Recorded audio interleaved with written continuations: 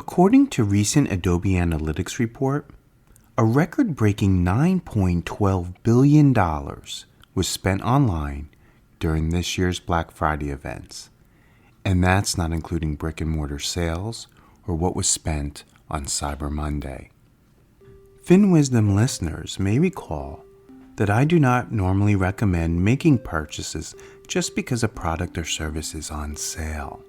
However, Black Friday is an annual event where we know hundreds of thousands of items will be selling at a reduced cost. And so, what I do is start a list in advance, itemizing things that I already plan to buy or replace a month or so prior to the big sales event weekend. Because why not save a little money on things you already plan to purchase, right? I feel no guilt in keeping more money in my pocket for things that I mentally committed to buy, and yet feelings of guilt are gnawing at me for reasons I will be sharing soon enough. This emotional experience, this stress, this desire to be seen as a good person but reflecting on actions that could be deemed bad, also influence our financial behavior. And we're going to have a little chat about this topic today on FinWisdom.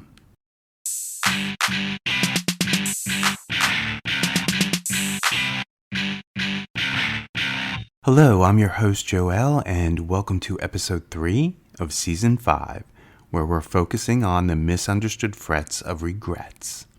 Today's journey is entitled Eternal Damnation Awaits. I'd like to remind all the listeners once again that this whole season is dedicated to regrets because of the power they have over us and our ability to manage our money. The categories of regrets we discuss are based on the book The Power of Regret, written by Daniel Pink, who is a famous New York Times best-selling author who concentrates on social science. So I felt compelled to dedicate this season to changing our view of regrets from a negative force into a positive force when it comes to our financial decision making. In this episode, we're going to get to what Mr. Pink has labeled as mortal regrets. This is when we are tempted to take less moral choices that don't immediately feel bad but haunt us later as morally dubious decisions. And so, returning to the teaser and the reference to spending during the Black Friday sales event, the guilt wasn't necessarily that I spent the money in the way that I did. The guilt comes from not sharing with my spouse all these planned purchases. For shame! So as these boxes arrive at my doorstep, I am praying she is not at home or that I may reach them first before she has a heart attack from seeing all those boxes. And of course, there are some items that will be given as gifts mixed in. It shouldn't really trouble me because, as I explained, there is logic to my madness. But regardless, did I do the morally right thing by not sharing my intentions with my wife? Would there have been a better approach as to avoid this guilt? Recently, I have been rereading Dante's The Divine Comedy, considered one of the top 100 books of all time. It's a hard read as the book was translated to English many, many years ago, which, let me tell you, does not translate so well into today's English. And on top of that, it was written in an Italian poetic form known as terza rima. It was created by Dante himself. And needless to say, I was determined to overcome the challenges and appreciate its recognition as a classic. Even if you haven't read the book, you know the story. That's because for over 700 years it has been shared to depict what happens to you if you don't follow a more virtuous life. As a recap, the book is broken down into a journey of 3 parts: Inferno, which is hell; Purgatorio, which is purgatory; and Paradiso, which is heaven. And in this frightful tale, a man's soul travels through 9 circles of hell. We learn of 7 deadly sins, and we learn of the 9 spheres of heaven, many of which are named after the Roman gods. For its time, and even today, this narrative is quite a complex masterpiece. The moral of the story? Live more righteously, otherwise, your soul awaits unimaginable horrors. And that leads us to the focus on today's podcast, Moral Regrets, and as it's entitled, Eternal Damnation Awaits. And how do you know you're having this type of regret? All you need to do is ask yourself if your inner voice sounds like this: if only I did the right thing. Going back to the Divine Comedy, just consider if you ever caved into one or more of the 7 deadly sins. Were you ever lured by pride, greed, lust, envy, gluttony, wrath, or sloth? Now, out of 4 regrets that will be shared over this season, mortal regrets is the least likely one people experience, but it is the longest lasting. And I don't just mean on your soul, I also mean the influence and impact on your financial decision making. Let's dive into all of this right after this brief sponsor message.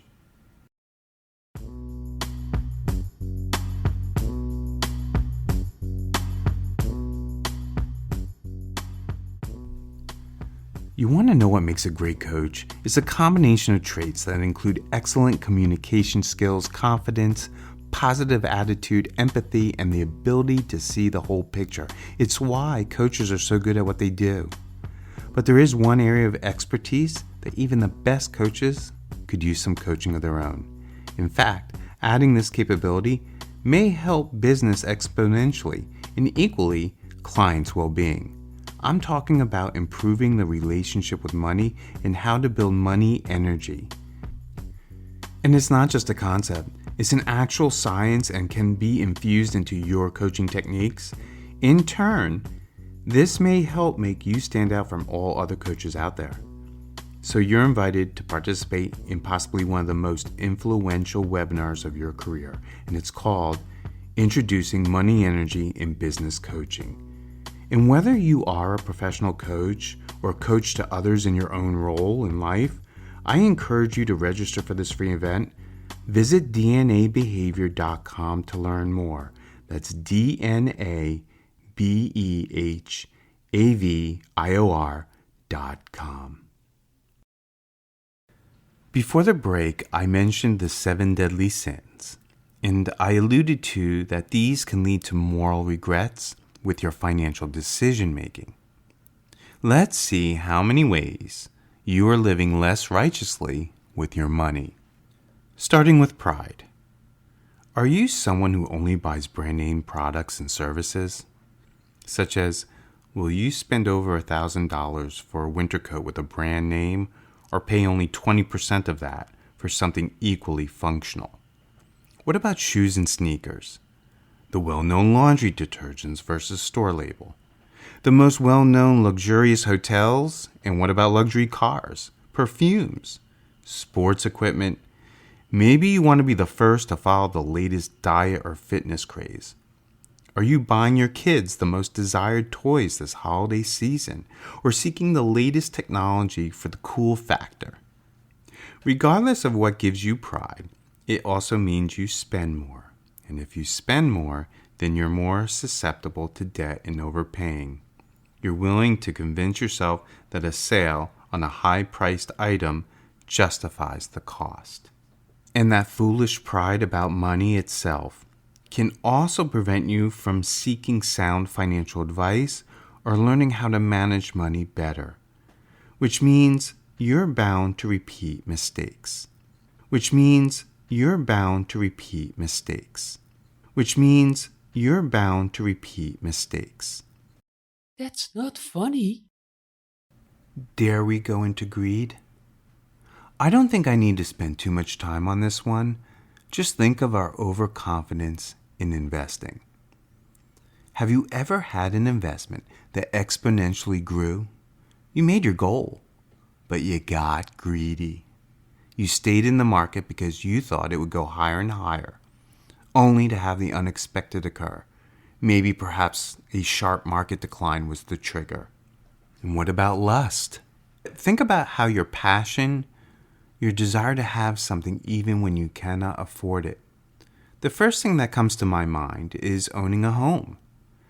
Not that you may or may not be able to afford it, but that you keep convincing yourself that you can own something that is not aligned with your lifestyle sustaining income. We could put cars into this category too.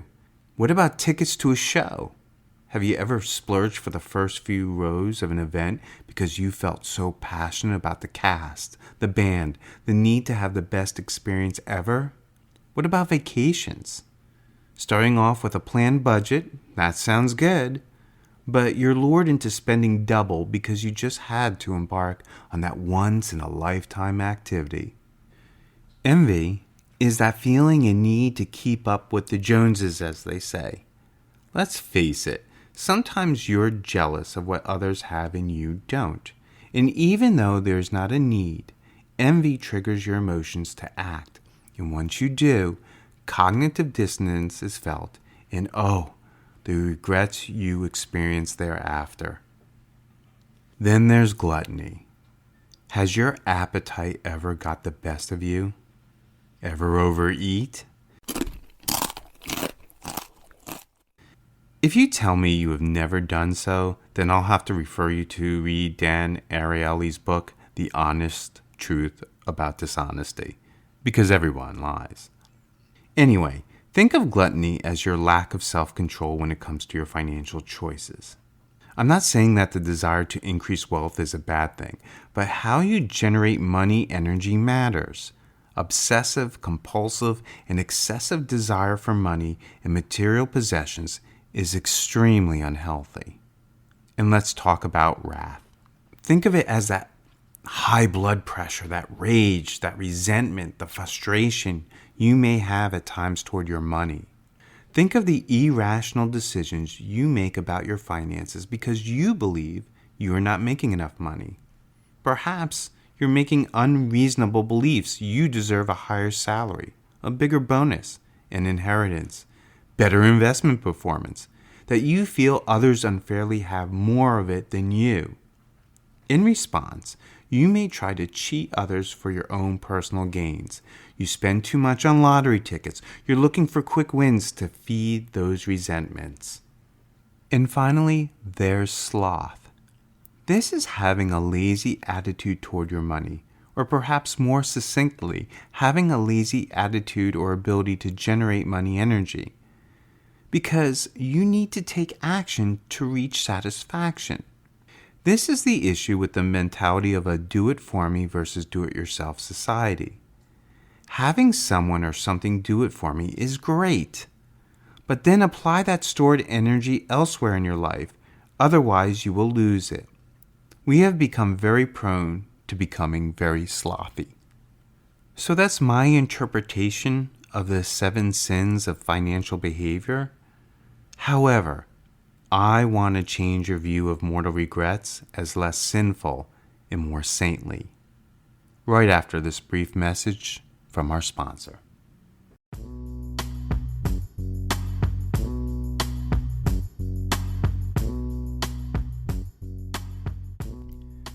You may already know, the sponsor of FinWisdom is DNA Behavior, but one of the reasons I'm proud of that fact is anyone, and that includes you, can visit dnabehavior.com and take a free behavioral assessment to uncover your personal behavioral style. DNA Behavior is known as the Behavior and Money Insights Company for a reason. They have the science, tools, and programs to help you and your organization take quantum leaps in decision-making, talent acquisition, and enhancing your client's experience. This isn't just a pitch. It's also a sincere and genuine opportunity to learn more about yourself. So visit dnabehavior.com. That's dnabehavior.com to start your own discovery of why you do what you do with your money. Learn how DNA Behavior can also help improve your organization's decision-making or help add value to your own coaching practices. I don't want anyone to feel that any of the moral regrets we discussed today have a permanent, long-lasting, detrimental impact on your ability to manage your money. Regardless of your own faith or spirituality, you have given yourself life moral guidelines. And obviously, you cannot go back in time to change those poor decisions, but you can take what I expressed as the 7 deadly sins of financial behavior into the 7 saintly actions to positively influence your future financial choices. So let's revisit these sins from a different lens by considering the following 5 takeaways. Number 1. How do you know you crossed the line? How do you define financial activities that are good versus bad? It starts with minimally establishing a budget and continues with proactive financial planning. Whether you use online tools or seek professional advice, get help. These are your financially moral guidelines that you're establishing. Neglect to capture all your expenses. If you overspend in a category, or undersave or underinvest toward your short and long-term goals, you will be more prone to having regrets down the line. Number 2. It's sometimes okay to get lazy about your money as long as you don't procrastinate to take action today. For example, and I know you hear this time and time again from so many places, but get the most from your retirement plans. Conventional advice says you should minimally place a portion of your pay into your 401k or some related retirement account, some amount that maximizes company matching. I gotta tell you, I'm not always a big fan of this advice. I think this underscores the value. Yes, I agree with the sentiments of the recommendation, but if you have created a budget for yourself, I would ask you to consider how much of your discretionary money, the funds remaining after you have taken care of your expenses, those short-term goals and long-term goals that you have remaining, can you thereby increase the amount you save every paycheck? The combination of more into your retirement and less for spending today will help in 2 valuable ways. 1, it should help reduce more regrets with your money. And 2, it will increase your chances of retiring sooner than planned.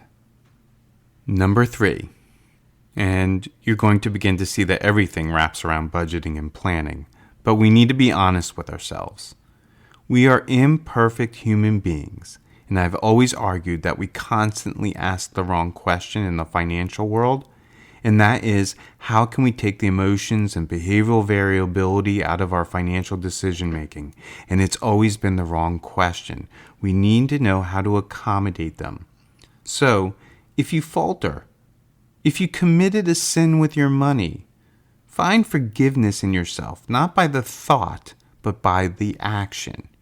If you overspend, or lured by unrealistic wants or investment performance, make choices that you later regret. Take an equal, if not greater, positive action in response. If you budgeted correctly, then you should know how much money per paycheck or per month you have to spend any way you want. So, if you overstep that boundary, redeem yourself by taking equal, if not more money from that bucket and apply it to a short or long-term goal in the way of your savings or investment accounts. Number 4, and I've given this advice often, pause.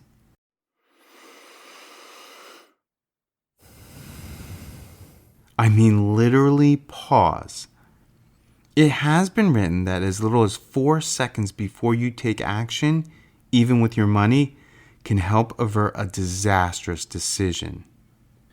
On the flip side, consider how that money spent, saved, or invested is attuned to your own moral judgment. Think about where your dollars go.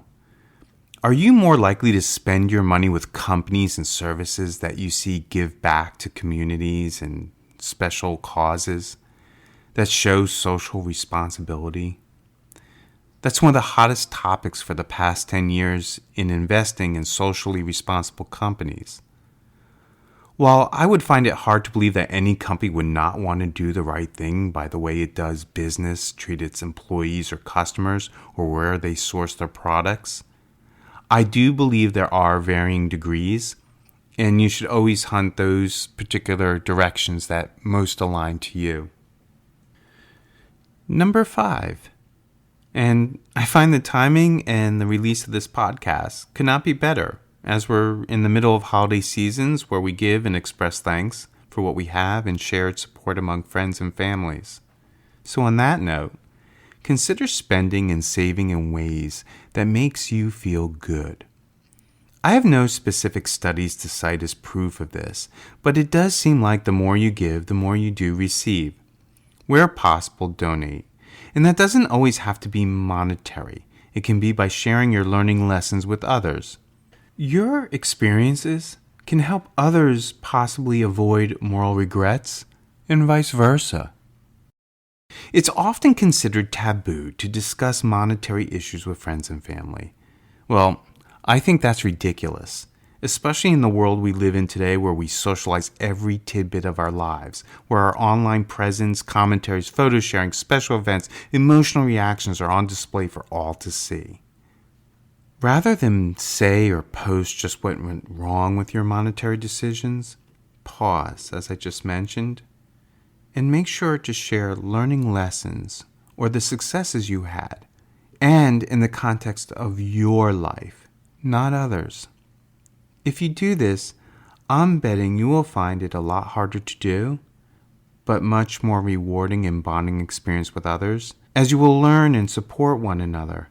And remember, don't tell people what they should be doing, only how your financial choices helped your particular situation. And in the same vein, I always ask that if you are enjoying Fin Wisdom, help others understand their behaviors and their money relationship by spreading the word. I'd really appreciate it. If I may, I'd like to leave you with one final thought.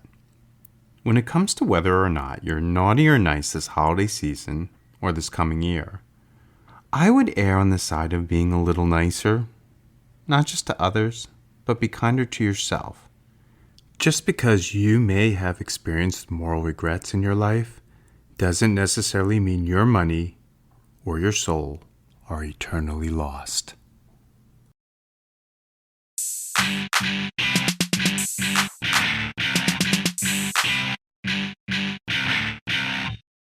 As a copyright reminder, written permission is required to use any of the content shared. Any views expressed are my own and are not the opinion of any entity unless otherwise mentioned during the program. And since we are critical thinking creatures, these opinions are subject to change. For financial advice, consider consulting a licensed financial professional. And make sure to watch your inbox for the next exciting episode of Fin Wisdom.